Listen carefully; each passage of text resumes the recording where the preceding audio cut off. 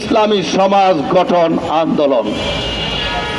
আমাদের এই দাওয়াতের মাধ্যমে গণতান্ত্রিক জাহিলি সমাজ ভাঙবে আর ইসলামী সমাজ গড়বে। এই ভাঙ্গা গড়ার আন্দোলন। এর প্রেক্ষিতে জাহিলিয়াতের পক্ষ থেকে, তাগুতের পক্ষ থেকে যত বাধা আসবে, আমরা এই বাধার বিষয়টা মহান মালিকের উপরে ছেড়ে দিব। জেল, জুলুম, নির্যাতন, ফাঁসি যাই আসুক না কেন, আমরা তা হাসি মুখে মেনে নিব। আমরা খবর ক্ষমা করব, সবর করব।